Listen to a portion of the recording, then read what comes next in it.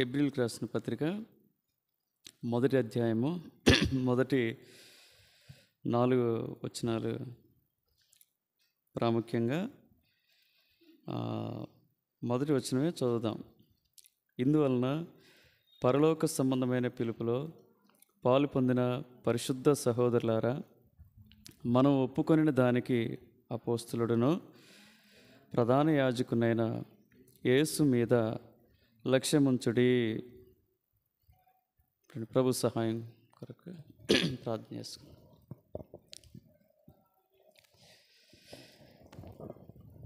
ప్రేమల తండ్రి యేసు ప్రభువా, నీ ఘనమైన ఉన్నతమైన నామాన్ని బట్టి వందనాలు.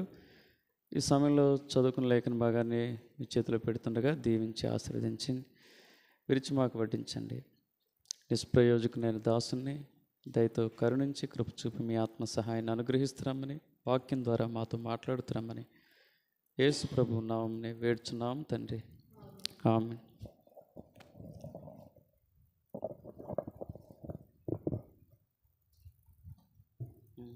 ఇక్కడ మనం గమనించినట్లయితే మన ప్రధాన యాజకుడు ఎవరని చెప్తా ఉంది బైబిల్ అంటే? ఎవరని చెప్తా ఉంది? పాత నిబంధన వలె మనకు ప్రధాన యాజకులు ఇప్పుడు లేరు. అవుతూ ఉంటే పెద్దలు ఉంటారు, దైవజనులు ఉంటారు, ఆత్మీయంగా ఎదిగిన వారు ఉంటారు, ఉంటే వ్యవస్థాపకులు ఉండొచ్చు, ఒక క్రమమైనటువంటి ఒక సహవాసాన్ని నెలకొల్పినటువంటి వారు ఉండొచ్చు. కానీ మెట్టుకు ప్రధాన యాజకుడు మాత్రం ఎవరంటే యేసు ప్రభువే. ఇక్కడ మరి ఈ పత్రిక రాసినటువంటి నిర్దిష్టంగా మనకు తెలియకపోవచ్చు, కానీ సరే పౌలు అని చెప్తూ ఉంటారు. రాసినటువంటి ఆ పత్రిక రచయిత ఉద్దేశం ఏంటంటే, మనం ఎవరి మీద లక్ష్యం ఉంచాలని చెప్తా ఉన్నాడంటే, ఎవరి మీద? ప్రధాన యాజకుడైనటువంటి యేసు మీద లక్ష్యం ఉంచాలి. ఎందుకు లక్ష్యం ఉంచడం అంటే అర్థం ఏంటి? లక్ష్యం ఉంచడం అంటే అర్థం ఏంటి కదా? విల్లు ఎక్కి పెట్టే వాళ్ళు ఏం చేస్తారు? ఒక లక్ష్యాన్ని కలిగి ఉంటారు, ఒక గురిని కలిగి ఉంటారు, గమ్యాన్ని కలిగి ఉంటారు కదా. ఒక నిర్దిష్టమైన ప్రాంతాన్ని వాళ్ళు గురి కలిగి ఆడ బాణాన్ని ఎక్కువ పెడతారు. ఇప్పుడు ఐపీఎల్ జరుగుతూ ఉంది. ప్రతి ఒక్క క్రికెటర్ యొక్క లక్ష్యం ఏంటంటే, ప్రాముఖ్యంగా భారతీయులకైతే రానున్నటువంటి ఎందులో world cup, T20 world cup ఏదో రాబోతూ ఉంది. దాంట్లో ఏం పొందాలని? స్థానం పొందాలని, సెలెక్ట్ కావాలని వాళ్ళ యొక్క లక్ష్యం. ఇప్పుడు సేవ చేస్తున్నటువంటి సేవకుల యొక్క లక్ష్యం ఏంటి? వారి సేవను విస్తరింప చేసుకోవాలి, అవునా? తర్వాత ఇంకా ఎక్కువ ఆత్మలో దేవుని సంఘాల్లో నింపబడి ఉండాలని ఒక్కొక్కళ్ళు ఒక్కో రకంగా లక్ష్యం ఉంచుతారు కదా. అయితే మనం దేని మీద లక్ష్యం ఉంచాలంటే, ప్రార్థనకు వచ్చినటువంటి మనం దేని మీద లక్ష్యం ఉంచాలి? ప్రార్థనకు వచ్చినప్పుడు ఎవరి మీద లక్ష్యం ఉంచాలి? అందుకనే మనం అన్నీ మర్చిపోవాలి. ఇక్కడికి వచ్చిన తర్వాత ఏం చేయాలి? మనకంటే మెడిటేషన్ చేసేటోళ్ళు మేలండి. మా స్కూల్లో ఒక మేడం గారు ఉంటారు. ఆ మెడిటేషన్ పోతేనంట దాదాపుగా 12, 20, 30 రోజులు అట్లా ఉంటాయంట. కొన్ని నెలలు కూడా ఉంటాయంట. 60 రోజులు, 90 రోజులు కూడా ఉంటాయి. సెల్ ఫోన్ ఇవన్నీ తీసేస్తారంట. అవన్నీ పక్కన పెట్టేసుకుంటారు. ఇంట్లో వాళ్ళతో మాట్లాడటానికి లేదు. వాళ్ళు పెట్టింది తినాలి, మెడిటేషన్ చేసుకోవాలి. ఆ థెరపీ అయిపోయిన తర్వాత వచ్చేయాలి. వెళ్తున్నారు వాళ్ళు. గుంటూరు పోయి మెడిటేషన్ చేసుకొని 12 రోజులుండి మొన్న మా స్కూల్లో చెప్పేట మేడం వల్ల హస్బెండ్ అక్కడికి వెళ్తూ వచ్చారు కదా. ఎంత అసలు వాళ్ళు శ్రద్ధ కలిగి ఉన్నారు కదా. మనం ఇక్కడికి వచ్చిన తర్వాత జీవంగల దేవుని సన్నిధికి వచ్చాం. ఆ మెడిటేషన్ల కంటే, యోగాల కంటే, వాటికంటే మించిన దేవుడు కొంతమంది తెలుసుకున్నారు, తెలుసుకోలేకపోతున్నారు కొంతమంది కదా. తెలుసుకున్న మనం గ్రహించవలసింది ఏంటంటే, వాటన్నిటికంటే మించినటువంటి దేవుడు మనకున్నాడు. మనం ఎవరి మీద లక్ష్యం ఉంచాలంటే, దేవుని సన్నిధానానికి వచ్చిన తర్వాత దేవుని మీదనే లక్ష్యం ఉంచాలి కదా. పరిస్థితుల మీద కానీ, మనుషుల మీద కానీ. గలతీ 2:26 ఒక మాట ఉంటుంది, చదవండి. గలతీ 2:26, గలతీలకు రాసిన పత్రిక 2వ అధ్యాయం 26 వచనం.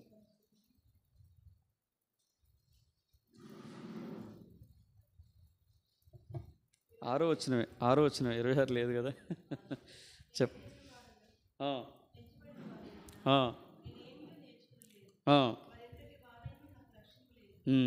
ఎంతటి వాళ్ళైనా సరే క్రైస్తవుడిగా ఏం చేయాలంటే వాక్యానికి విలువ ఇవ్వు. వాక్యానికి విలువ, మనుషులకు కాదు కదా. ఎంతటి వారైనా ఎవరు చెప్తున్నారు? పౌలు భక్తుడు అంటా ఉన్నాడు, నేను వాటి మీద గురి పెట్టలేదు, ఎవరిని నేను లక్ష్య పెట్టలేదు. ఎవరి మీద నా లక్ష్యమో? యేసు ప్రభు మీదనే నా లక్ష్యం అని చెప్తా ఉన్నాడు. ఇంకా యెషయా గ్రంథం 2:22 అంటాడు యెషయా భక్తుడు, ఏమంటాడు? మనుషుల్ని ఎందుకు లక్ష్య పెట్టాలంటాడు? తన నాసికారంధ్రములలో ప్రాణం కలిగిన నరుని లక్ష్య పెట్టకము. వానిని ఏ విషయంలో ఎన్నిక చేయవచ్చును కదా. మనుషుల్ని లక్ష్య పెట్టడం వల్ల ఏం ఉపయోగం లేదు కదా. మానవుడు మనుషులుగా పరిగణించబడినటువంటి వారినే దేవులుగా భావిస్తూ ఉన్నాడు. వారి వల్ల ఏం ఉపయోగము లేదు, బైబిల్ చెప్తూ ఉంది. సంఖ్యాకాండం 14:11 ఇంకో మాట మనం చదువుతాం. అక్కడ 14:11 యెహోవా, ఎన్నాళ్ళ వరకు ఈ ప్రజలు నన్ను అలక్ష్యము దేవుని కోపం వస్తే, ఎప్పుడైతే మనం దేవుని లక్ష్య పెట్టకుండా ఉంటామో దేవునికి మన మీద కోపం వస్తుంది. కాబట్టి దేవుడు ఏం చేస్తాడంటే, మనం ఎప్పుడైతే దేవుని మీద లక్ష్య పెడతామో అప్పుడు దేవుడు ఏం చేస్తాడు? దేవుడు ఏమైనా అన్యాయస్తుడంటే కాదు. యోహాను సువార్త వీళ్ళకంటే కూడా, రాజుల కంటే కూడా, మనుషుల కంటే కూడా, అర్థమైంది, అధికారుల కంటే కూడా, యోహాను సువార్త 10వ అధ్యాయము 12-14 చదివితే ఆయన ఎంత మంచి దేవుడో, ఎంత మంచి కాపరో రాస్తాడు అక్కడ. జీతగాడు గొర్రెల కాపరి కాడు గనక గొర్రెలు తనవి కానందున తోడేలు వచ్చుట చూచి గొర్రెలను విడిచిపెట్టి పారిపోవును. తోడేలు ఆ గొర్రెలను పట్టి చెదరగొట్టును. జీతగాడే గనుక గొర్రెలను గూర్చి లక్ష్యము చేయక పారిపోవును. నేను గొర్రెల మంచి కాపరిని. ఈయన ప్రధాన యాజకుడే కాదు, ఈయనకి ఇంకో పేరే ఉంది, కాపరి, మంచి కాపరి కదా. అయితే మామూలుగా వాళ్ళు ఏం చేస్తారంటే, మిగతా ఆయన ఏం చేశారంట, మిగతా వేరే గొర్రె కాపరి కానీ జీతగాడు కానీ ఏం చేశారంట, వదిలిపెట్టి వెళ్ళిపోయాడంట. అయితే ఈయన ఏం చేస్తాడంట, తన గొర్రెల్ని లక్ష్య పెడతాడు, పట్టించుకుంటాడు. యెషయా గ్రంథం 66:2 అంటాడు, నేను దృష్టిస్తాను అంటే అర్థం ఏంటి? పట్టించుకుంటాను అని అర్థం. యెషయా గ్రంథం 66:2 ఎవడు దీనుడై నలిగిన హృదయం కలవాడై నా మాట విని వణుకుచుండునో వానినే నేను దృష్టించుచున్నాను. దేవుడు ఏం చెప్తున్నాడంటే, వాటిని కాదు లక్ష్య పెట్టాల్సింది, ప్రధాన యాజకుడైనా మంచి కాపనైనా నా యందు లక్ష్య పెడితే నువ్వెంతో మేలు పొందుతావు. నేను దృష్టిస్తాను, నేను పట్టించుకుంటాను. నేను పారిపోయే వ్యక్తిని కాదు, నీకు సహాయం చేయని వ్యక్తిని కాదు నేను అని దేవుడు మనకు వాగ్దానం ఇస్తూ ఉన్నాడు, అభయం ఇస్తూ ఉన్నాడు. దేవుని సన్నిధికి వచ్చావు మరి ప్రార్థించడానికి వచ్చినటువంటి నీకు నాకు ఆయన లక్ష్య పెట్టాలంటే మనం కూడా ఏం చేయాలంటే, మనం కూడా కొన్ని లక్షణాలు కలిగి ఉండాలి. ఆయన మనల్ని దృష్టిస్తాడు నిజమే, ఆయన మనల్ని పట్టించుకుంటాడు నిజమే, ఆయన మనల్ని లక్ష్య పెడతాడు నిజమే, ఆయన మన ప్రార్థనలు ఆలకిస్తాడు నిజమే, ఆయన మన ప్రార్థనలకు జవాబిస్తాడు నిజమే, ప్రార్థనలకు జవాబిచ్చి మన పక్షాన మేలు చేస్తాడు నిజమే. అయితే ఎవరి పక్షాన ఎలాంటి ప్రార్థనలు ఆయన లక్ష్య పెడతాడంటే బైబిల్లో నిర్దిష్టంగా మనం చూస్తాం. ఆదికాండం 4వ అధ్యాయము మొదటిగా చూడండి, 4-5 వచనాలు చదివితే ఆయన ఒకరి అర్పణని ఆయన లక్ష్య పెడతా వచ్చాడు. హేబేలు కూడా మందలో తొలిచూలున పుట్టిన వాటిలో క్రొవ్విన వాటిని కొని తెచ్చి యెహోవా హేబేలును లక్ష్య పెట్టెను. యెహోవా ఎవరి అర్పణను లక్ష్య పెడతా వచ్చాడు? హేబేలు యొక్క అర్పణని లక్ష్య పెడతా వచ్చాడు. హేబేలులో ఉన్నటువంటి సుగుణం ఏంటంటే, ఎందుకు దేవుడు హేబేలుని లక్ష్య పెట్టాడు, ఎందుకు హేబేలుని పట్టించుకున్నాడు, ఎందుకు హేబేలు ఎందుకు సంతోషపడ్డాడు, ఎందుకు హేబేలు పక్షంలో ఉన్నాడు దేవుడు అంటే, హేబేలులో ఉన్నటువంటి సుగుణం ఏంటంటే ఏంటి? యథార్థత ఉంది. అర్థమైందా? వేషధారం లేదు, కపటం లేదు ఆయన జీవితంలో. మోసం లేదు ఆయన జీవితంలో. కయీను వలె మోసం చేసే మనస్తత్వం కాదాయింది. తేటగా ఉన్నాడు దేవునితో. ఉన్నావా? ప్రార్థించడానికి వచ్చావు. దేవుని లక్ష్య పెట్టాలంటే నీ నా జీవితాల్లో ఆయన కోరేది ఏంటంటే యథార్థత. అందుకని అంటాడు, యథార్థంగా ప్రవర్తించే వారికి ఆయన ఏ మేలు చేయకమాండు. ఒకసారి సాధు సుందర్ సింగ్ గారు చిన్నతనంలో తెలియక ఏం చేస్తూ వచ్చాడంటే దొంగతనం చేస్తూ వచ్చాడు. మన పిల్లలు కూడా దొంగతనాలు చేస్తూ ఉంటారు. కొంచెం జాగ్రత్తగా మనం చెప్తూ ఉండాలి. ఆ విధంగానే దొంగతనం చేస్తూ వచ్చాడు. చాలా చిన్న వయసులో 10-12 ఏళ్ళ వయసులో దొంగతనం చేస్తూ వచ్చాడు. ఫ్రెండ్స్తో పాటుగా జల్సా చేయొచ్చు కదా అని. ఆ రోజుల్లోనే దాదాపుగా ₹1 అంటే చాలా విలువైంది కదా. ₹1 అంటే చాలా విలువైంది. ₹1 దొంగతనం చేసి ఏం చేశాడంటే వాటిని ఖర్చు పెట్టాలని చూస్తూ వచ్చాడు. మరి ఎందుకో తెలియదో వాటిని ఖర్చు పెట్టలేకపోయాడు. మనసు అంగీకరించలేదు. తర్వాత వాళ్ళ నాన్న అందరిని అడిగాడు, పని వాళ్ళని అడిగాడు, వాకప్ చేశాడు. ఆఖరికి సాయంకాలం కల్లా సాధు సుందర్ సింగ్ ఏం చేశాడంటే తన మనసును మార్చుకున్నాడు. మనసును మార్చుకొని వాళ్ళ నాన్న చాలా కఠినుడు, కొడతాడని కూడా తెలుసు. కానీ మరి తన మనస్సాక్షి చేత గద్దించబడి మొత్తానికి తనలో మంచి యథార్థత అయితే ఉంది. మా నాన్నకు పోయి నిజం చెప్పి ఏం చేస్తాను, డబ్బులు ఇస్తానని చెప్పేసి పోయి యథార్థంగా వాళ్ళ నాన్న ముందు తప్పు ఒప్పుకుంటాడు. ఇప్పుడు వాళ్ళ నాన్న ఏం చేస్తాడు? కొడతాడా? తల్లిదండ్రులుగా మనం పిల్లల నుంచి ఆశించేది ఏంటంటే ఏం ఆశిస్తాం చెప్పండి? మన పిల్లలు యథార్థంగానే ఉండాలి. దేవుడు కూడా మనుషుల్ని ఎట్లా పుట్టించాడని బైబిల్ చెప్తా ఉంది. యథార్థవంతులుగానే పుట్టించాడు. ఈ తంత్రాలన్నీ ఇక్కడ నేర్చుకున్నాం, లోకంలోకి వచ్చిన తర్వాతనే నేర్చుకున్నాం కదా. ఈ తంత్రాలన్నింటినీ పోగొట్టుకోవటానికి యథార్థత చాలా ముఖ్యం. సాధు సుందర్ సింగ్ గారు తన యథార్థతను బట్టి వాళ్ళ నాయన కొట్టలేదు కానీ మెచ్చుకున్నాడు. కాబట్టి మనం కూడా ప్రభు మెచ్చుకుంటాడు. మనం ఆయన పిల్లలం, మనం కూడా ఏం చేస్తాడు? మెచ్చుకుంటాడు. యథార్థంగా ప్రవర్తించే వారికి ఆయన ఏ మేలు చేయకమనడు. సామెతలు 15:8 యథార్థవంతుల ప్రార్థన ఆయనకు ఆనందకరం. యథార్థవంతులు ఆయనకి ఇష్టులని బైబిల్లో మనం చదువుతాం కదా. ఇష్టులని మనం చదువుతాం కదా. కాబట్టి ఇక్కడ లక్ష్య పెడతాడు. నిజంగా మనకు అలాంటి మనసుంటే అంటాడు. యథార్థంగా దావీదు ఏమని రాస్తాడు? యథార్థంగా తన తప్పిదాన్ని 51 కీర్తనలు ఒప్పుకుంటాడు. చివరికి వచ్చిన తర్వాత 16-17 వచనాలకు వచ్చిన తర్వాత ఏమంటాడు చెప్పండి? నువ్వు విరిగి నలిగిన మనసుని అలక్ష్యము చేయమంటాడు. నువ్వు పట్టించుకోకుండా ఉండవు, వాళ్ళని పట్టించుకుంటావు, వారికి సహాయపడతావు, వారిని ఆదుకుంటావు, వారి తప్పిదాలు క్షమిస్తావు, వారి ప్రార్థన ఆలకిస్తావు, వారికి సహాయపడతావని నిశ్చయంగా చెప్తున్నాడు. చదవండి ఆ మాట. దేవా, విరిగిన మనస్సే దేవునికి ఇష్టమైన బలి కదా. కాబట్టి చాలు విరిగి నలిగిన మనసుని ఆయన ఏం చేయడు? అలక్ష్యం చేయడు. కాబట్టి అలాంటి హృదయంతో వచ్చావా? మనం ఎంత పైకి ఎంత భక్తిపరులుగా మనం కనపరుచుకున్నప్పటికీ కూడా దేవుడు దేన్ని దృష్టిస్తాడంటే మన హృదయాన్నే లక్ష్య పెడతాడు కదా. యెషయాతో అదే చెప్తాడు. సమూయేలు యెషయాతో అదే చెప్తాడు. ఏమంటాడు? మనుషులు పై రూపమును లక్ష్య పెడతారు కానీ దేవుడు హృదయాన్ని లక్ష్య పెడతాడు. 1 సమూయేలు గ్రంథం 16-7 దావీదు విషయమే చెప్తాడు. యెషయా ఏమనుకున్నాడు? వాడు గొర్రెల కాపరి, వాడితో ఏముంటుందిలే పని అనుకున్నాడు. కానీ దేవుడు ఎవరి హృదయాన్ని చూస్తూ ఉన్నాడు?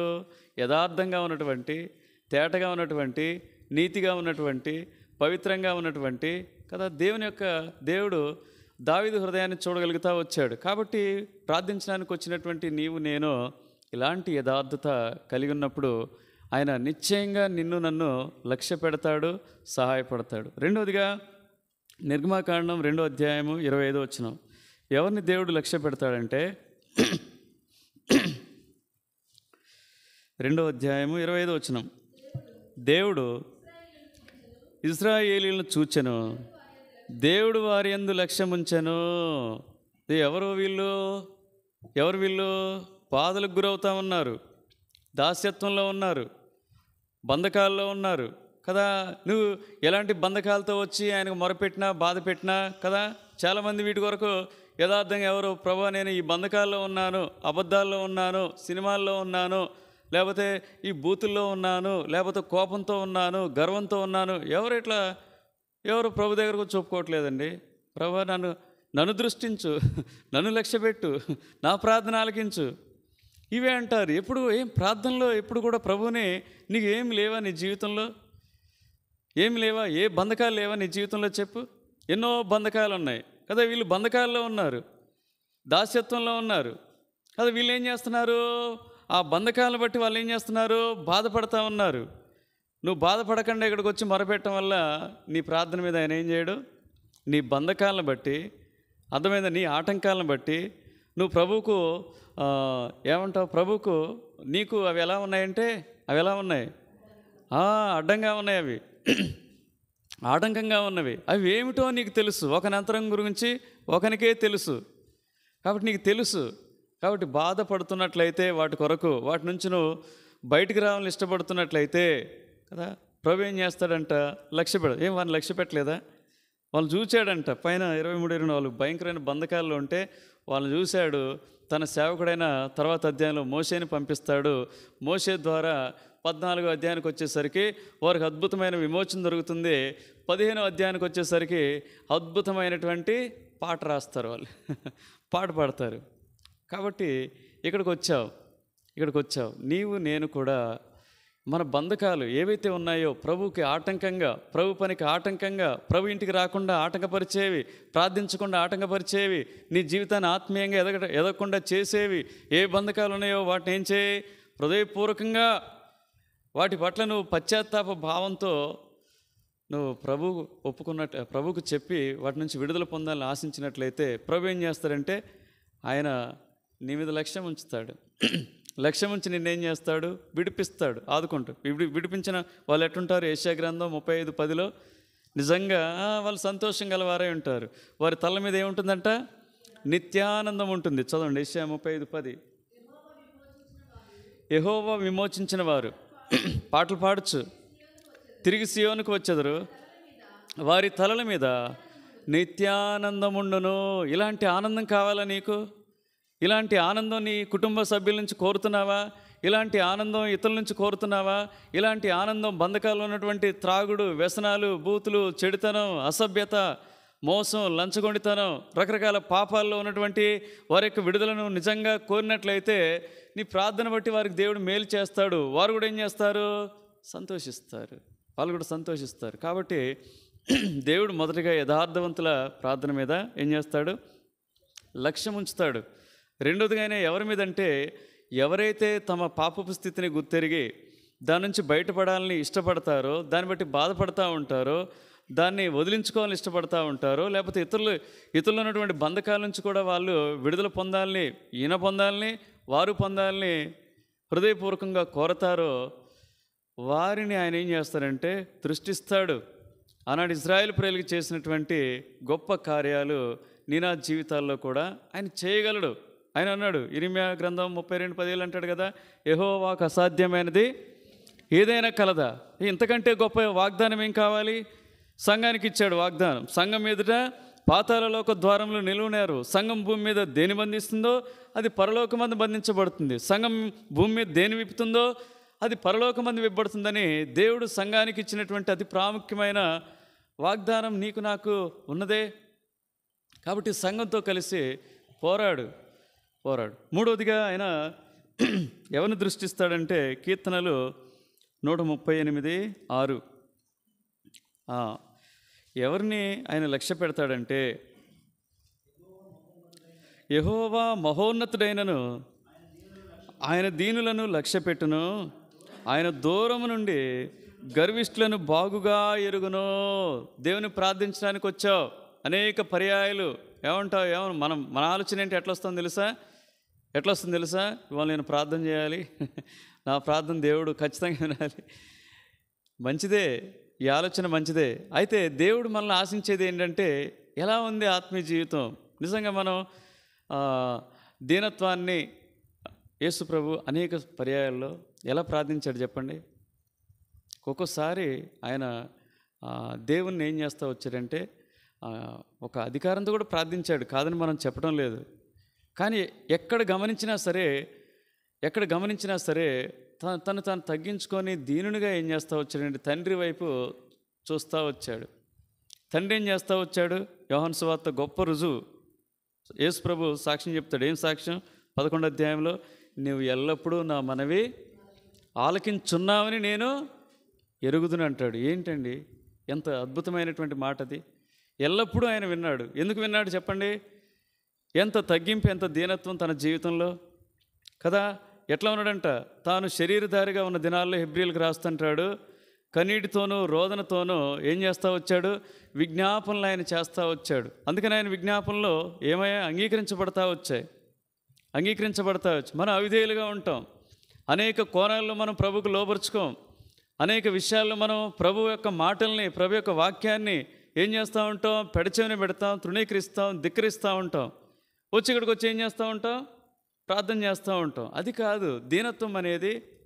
అది ఏదో కొద్ది సమయం ఉండేది కాదు. మందిరానికి వచ్చినప్పుడు ఉండేది కాదు. అర్థమైందా? లేదా ఆదివారం ఆరాధనకు వచ్చినప్పుడు ఉండేది కాదు. నువ్వు ఎక్కడున్నా సరే నీ ఆత్మీయ జీవితంలో, మాటల్లో, చూపుల్లో, ప్రవర్తనలో అది ప్రస్ఫుటించాలి. అది కనపడాలి. కనపడ్డప్పుడు ఆటోమేటిక్గా కదా. ఒక ఆయన ఎంత తగ్గించుకుంటాడు చూడండి. 2 దినవృత్తాంతాలు 6వ అధ్యాయము 19వ వచనం. సొలొమోను ప్రార్థన మనం గమనించినట్లయితే ఆయన రాజేనండి. ఆయన గొప్ప రాజు. ఇజ్రాయేల్ ప్రజలకి చక్కగా దేవా యెహోవా నీ సేవకుడు నీ సన్నిధిని చేయి ప్రార్థన యందును విన్నపమునందును లక్ష్యముంచి నీ సేవకునైన నేను చేయి ప్రార్థనలను పెట్టు మొరను ఆలకించము. ఇక్కడ నువ్వు ఏర్పరిచిన రాజు అయినటువంటి నీ సేవకుడు అంటలే. అసలు రాజు అనే పదమే వాడటంలే ఆయన. ఎవరైనా రాజు అండి ఆయన. ఏమంటున్నాడు చెప్పండి? ఐఎమ్ యువర్ సర్వెంట్ అంటున్నాడు. నీ సేవకుని అంటున్నాడు ఆయన. మనం ఏమంటాం? మనం రాజుల్ని, నన్ను రాజుగా చేసావు, మొన్న ఆదివారం చెప్పావు నువ్వు, ఇప్పుడేమో సేవకుడని ప్రార్థన చేయమంటావా? రాజులైన యాజక సమూహంలో చేర్చాడు కరెక్టే, కానీ ఆత్మీయ జీవితంలో క్రీస్తును ఏం చేయాలి? మనం ధరించుకోవాలి. ప్రార్థించడానికి వచ్చినప్పుడు ఏమంటాడు? ఇదే 7:14 7వ అధ్యాయం 12 నుంచి కొన్ని వచనాలు చదివితే ఎంతగా వారు తగ్గించుకొని ప్రార్థించారు. అప్పుడు యెహోవా సొలొమోనుకు ప్రత్యక్షమై ఇలాగ సెలవిచ్చెను, నేను నీ విన్నపమును అంగీకరించి ఈ స్థలమును నాకు బలులర్పించు మందిరముగా కోరుకొంటిని. వాన కురియకుండా నేను ఆకాశమును మూసివేసినప్పుడే కానీ, దేశం నాశనం చేయుటకు మిడతలకు సెలవిచ్చినప్పుడే కానీ, నా జనుల మీదకి తెగులు రప్పించినప్పుడే కానీ, నా పేరు పెట్టబడిన నా జనులు తమ్మును తాము తగ్గించుకొని ప్రార్థన చేసి నన్ను వెదకి తమ చెడు మార్గములను విడిచిన ఎడల ఆకాశం నుండి నేను వారి ప్రార్థన విని వారి పాపమును క్షమించి వారి దేశమును స్వస్థపరచుదును. ఈ స్థలమందు చేయబడు ప్రార్థన మీద నా కనుదృష్టి నిలుచును. నా చెవులు దాన్ని ఏం చేస్తాడు? నేను లక్ష్యం ఉంచుతాను అలాంటి వారి ప్రార్థనలు. ఆత్మీయ జీవితంలో అనేక పర్యాయాలు దీనుడిగా ప్రభు పాదాలు పట్టుకున్నప్పుడు, తగ్గించుకొని ప్రభు పాదాలు పట్టుకున్నప్పుడు దేవుడు ఈ పరిచర్యలో తిరిగే క్రమంలో అనేక పర్యాయాలు శారీరకంగా ఎన్నో ఎదుర్కొంటూ ఉంటాం. శారీరకంగా ఈ పంటి నొప్పితో నేను చాలా రోజులు బాధపడుతూ వచ్చాను. నేనన్నాను, ఇప్పుడు పన్ను పీకించినా దానికి ఏం చేసినా వారం రోజులు పరిచర్య ఇదంతా కష్టంగా ఉంటుంది. వారమే కావచ్చు, డాక్టర్లు ఎక్కువ కూడా చెప్పొచ్చు, ఇదంతా కష్టం, నా వల్ల ఏది కాదు. ఆ పంటిని కూడా చూపెట్టుకోవటం అట్లే దానంతరికి అదే పోయింది. ఈ కింది దవడ పన్ను ఎండాకాలం అని చేయించుకుందాం అనుకున్నా, ఈ టైంలో చేయించుకుందాం అనుకున్నా, అయితే ఇప్పుడు లేదు, నొప్పి లేదు. ఆ తర్వాత వెన్ను నొప్పి, డాక్టర్ దగ్గర పోయాను. శారీరకంగా దేవుడు మన అక్కర్లు ఆయనకు తెలుసండి. నిజంగా మనం ఆయన అక్కరెరగలిగితే మన అక్కర్లు ఆయన మనం అడగకపోయినా ఆయన తీరుస్తాడు. ఆ వెన్ను నొప్పి నేను చాలా ఇబ్బంది పడతా వచ్చాను. నిద్ర లేదు, మధ్యరాత్రి లేచి కూర్చునేది. ఎందుకు వచ్చేదో అర్థమయ్యేది కాదు. కానీ నేను అన్నాను, ఇవన్నీ ఇప్పుడు నేను తిరుగుతూ ఇవన్నీ ఆ స్కానింగ్ ఈ స్కానింగ్ మన వల్ల కాదు. ఒక్కసారి మందులు వాడా, ఇక అది అప్పుడు కూడా పోలే. మళ్ళీ డాక్టర్ని కలవటానికి కూడా నేను సాహసం చేయలే. ఎందుకు? ఇక నువ్వే తీసేయాలి అంతే. ఇక నేనేం వాటి గురించి ఎక్కువ మొరపెట్టలే. ఆ కాలంలో అయితే ప్రార్థన చేసుకున్నాను, తర్వాత ఎప్పుడు పట్టించుకోలే. తర్వాత కరెక్ట్గా కారు గేర్ మీద ఎక్కడైతే నేను కాలు పెడతాను, నాకు చెప్పులు వేసుకుని డ్రైవింగ్ చేయటం అలవాటు లేదు. నేర్చుకున్నప్పటి నుంచి కూడా చెప్పులు విప్పే ఏం చేస్తానంటే డ్రైవింగ్ చేస్తాను, కార్ డ్రైవింగ్. ఆ ఎడమ పాదానికి అది ఎక్కువ, దాని మీద ప్రెషర్ ఉంటుంది. ఆ ప్రెషర్కి అక్కడే ఆ ప్రాంతం నొప్పి చేసేది. ఏం చేసేది? ఇక నేను డాక్టర్ దగ్గర పోవటానికి కూడా సాహసం చేయలే. నేను పోయినప్పుడు కూడా ఈ సంగతి కూడా చెప్పలే. దానంతరికి అదే పోయినాయి. నేను చెప్పేది ఏంటంటే, ఎప్పుడైతే మనం ప్రభు పాదాల దగ్గరికి దీనులుగా మారిపోయి మన స్థితిని మనం చెప్పగలుగుతామో, మనం తగ్గించుకుంటామో, ఆయన శక్తిని ఆశ్రయిస్తామో, ఆయన మీద మనం దృష్టి పెడతామో, దేవుడు ఏం చేస్తాడు? వెంటనే దేవుడు తన కనికరాన్ని చూపిస్తాడండి కదా. ఆయన ఎలాంటి దేవుడు అంటే కనికరం కలిగినటువంటి దేవుడు. ఆయన కనికరంకి ఏం లేదంట, మితి లేదంటాడు కదా. అన్లిమిటెడ్ గ్రేస్ఫుల్ గాడ్ అనమాట. ఆయన కృపకు ఏం లేదు, కృపా బాహుల్యం అంటాడు. అంటే అర్థం ఏంటి? కృపా బాహుల్యం అంటే అర్థం ఏంటి? అది ఎంతో అపరిమితమైందని అర్థం కదా. అలాంటి దేవుణ్ణి ఆశ్రయిస్తున్నటువంటి నీవు నేను వెరగాలి. వెరిగినప్పుడు మనం తగ్గించుకొని ఏ సమస్య పట్లైనా, ఏ విషయం పట్లైనా, ఏ ఆటంకం పట్లైనా ఇలాంటి వైఖరి కలిగి ఉన్నప్పుడు దేవుడు ఏం చేస్తారంటే, దేవుడు అలాంటి ప్రార్థనలే లక్ష్య పెడతాడు. ఈ భూ సంబంధమైనవే కావు సుమా, ఆత్మ సంబంధమైనవి అడుగు. ప్రభువా, నేను ఈ విధంగా ఉంటున్నాను, ఈ విధంగా మాట్లాడుతున్నాను, నా మాటలు కఠినంగా ఉంటున్నాయి, నా చూపులు సరిగా ఉండటం లేదు, నా ప్రవర్తన సరిగా ఉండటం లేదు, కుటుంబంలో నేను సరైనటువంటి నడత కలిగిన వాడిగా ఉండటం లేదు, ఇట్లాంటి ఏవైనా ఆత్మీయమైన సంగతులు కూడా, ప్రేమ విషయంలో నేను సరిగా ఉండటం లేదు, జాలి దయ కనికరపడటం లేదు, పొరుగువారు నేను క్షమించలేకపోతున్నాను, ఏవడిగినా సరే దేవుడు ఏం చేస్తాడంటే అలాంటి ప్రార్థనలు ఆయన లక్ష్య పెడతాడు. కాబట్టి ఆయన దీనులు ఏం చేస్తాడు? లక్ష్య పెట్టేటటువంటి దేవుడు. తర్వాత లూకాసు వార్త 18వ అధ్యాయము మొదటి 4 వచనాలు. వారు విసుకక నిత్యము ప్రార్థన చేయుచుండవలనంటకు ఆయన వారితో ఉపమానం చెప్పాను. దేవునికి భయపడకయు, మనుషులను లక్ష్య పెట్టకయు నుండి ఒక న్యాయాధిపతి ఒక పట్టణంలో ఉండెను. ఆ పట్టణంలో ఒక విధవరాలు ఉండెను. ఆమె అతని యొద్దకు తరచుగా వచ్చి, నా ప్రతివాదికిని నాకును న్యాయం తీర్చమని అడుగుచూ వచ్చాను. కానీ అతడు కొంతకాలం ఒప్పకపోయాను. తర్వాత అతడు, నేను దేవునికి భయపడకయు మనుష్యులను లక్ష్య పెట్టకయు ఉండినను ఈ విధవరాలు నన్ను తొందర పెట్టుచున్నది గనుక ఆమె మాటిమాటికి వచ్చి గోజాడకుండానట్లు ఆమెకు న్యాయం తీర్చునని తనలో తాను అనుకున్నాను. ఈయన సాధారణ న్యాయాధిపతి. ఈయన ఎవరిని లక్ష్య పెట్టలే, తన ఎద్దుకు వచ్చి విజ్ఞాపన చేస్తున్న వారిని లక్ష్య పెట్టట్లేదంట. ఇంతకుముందు మనం చదువుకున్నాం, మనం వచ్చినటువంటి న్యాయాధిపతి కానీ, రాజు కానీ, ప్రధాన యాజకుడు కానీ, మంచి కాపరి కానీ ఏమంటున్నాడు చెప్పండి? నేను ఏం చేస్తాను? నా గొర్రెల్ని లక్ష్య పెడతాను. ఈమె ఆయన దగ్గరే మేలు పొందితే, అలాంటి లక్ష్య పెట్టినటువంటి వ్యక్తి దగ్గర నుంచే మేలు పొందితే, నిజంగా లక్ష్య పెట్టేటటువంటి దేవుడు, ప్రధాన యాజకుడు నీకు నాకు ఉన్నాడు కదా. నీవు నేను ఎంతగా విసుక ప్రార్థించాలి, ఎంతగా ప్రభు యొద్ద మనం వేడుకోవాలి, ఎంతగా విజ్ఞాపన చేయాలి. ఎందుకో ఆయన ఏం చేస్తాడు? ఈయన లక్ష్య పెట్టేటటువంటి దేవుడు. ఆయన ఏం చేస్తుందంట? ఆ న్యాయాధిపతి లక్ష్య పెట్టట్లేదు. ఈ న్యాయాధిపతి అలాంటి కాదు, నీతి గల న్యాయాధిపతి అయినా.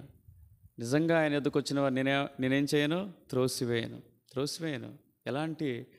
ఎలాంటి పరిస్థితుల్లో ఉండి ప్రభు యొద్దకు వచ్చినా సరే ఏం చేస్తాడు? ఆయన అందరికీ మేలు చేశారండి. అపోస్తుల కార్యాలు 10:38 చదివితే ఆ మాట ఎంత ఆనందాన్ని ఇస్తుందంటే, యేసు ప్రభు యొద్దకు వచ్చిన తర్వాత ఎలాంటి వ్యక్తికైనా ఈ లోకంలో నిరీక్షణ. 10:38 చూస్తే అనేక రకాలుగా పీడింపబడుతున్న వాళ్ళు వచ్చారు ఆయన యొద్దకు. 38 చదివి, అదేదనగా దేవుడు నజరేయుడని యేసును పరిశుద్ధాత్మతోనూ శక్తితోనూ అభిషేకించినన్నదే, దేవుడు ఆయనకు తోడైండని గనుక ఆయన మేలు చేయొచ్చు, అపవాది చేత పీడింపబడిన వారినందరినీ స్వస్థపరచు సంచరించుచుండెను. వారందరికీ మేలు చేశాడు. అందరికీ, ఒక్కరిని వదిలిపెట్టలేదు. ఈ రాత్రికాలం నిన్ను వదిలిపెట్టడు. ఈ మాటలు వింటున్నటువంటి నువ్వు ఎవరైనా సరే, ఒకవేళ ఆన్లైన్ ద్వారా వింటున్నావా లేదా ఆఫ్లైన్ ద్వారా వింటున్నావా, ప్రభు నిన్నేం చేస్తారంటే నీ మీద దృష్టి పెడతాడు, నిన్ను లక్ష్య పెడతాడు. నీ అక్కరేంటో ప్రభుతో చెప్పు. ప్రభు ఖచ్చితంగా ఏం చేస్తాడు? పట్టించుకుంటాడు. పట్టించుకొని ఏం చేస్తాడు? ఆనాడు ఏ విధంగా ఆ విధవరాలి పక్షంగా ఆ న్యాయాధిపతి, భూ సంబంధమైన న్యాయాధిపతి ఆ విధంగా చేస్తే, ఈయన పరసంబంధమైన న్యాయాధిపతి, నిన్ను కన్నవాడు, నిన్ను రక్షించినవాడు, నీ కొరకు ప్రాణం పెట్టి తిరిగి లేచి నిన్ను నీతిమంతునిగా చేయటానికి మృత్యుంజయుడిగా తిరిగి లేచినవాడు, సజీవుడిగా ఉన్నవాడు కదా. యోబు అంటాడు కదా, నా విమోచకుడు ఆషామాషి దేవుడు కాదు కదా. అలాంటి దేవుడు నిన్నెందుకు లక్ష్య పెట్టాడు? లక్ష్య పెడతాడు అంటాడు కదా 32వ కీర్తనలో. ఏమంటాడు? నేను నీ మీద దృష్టి ఉంచి నీకు ఆలోచన చెప్తాను అంటాడు. అంతకు మించినటువంటి వాగ్దానం నీకేం కావాలి?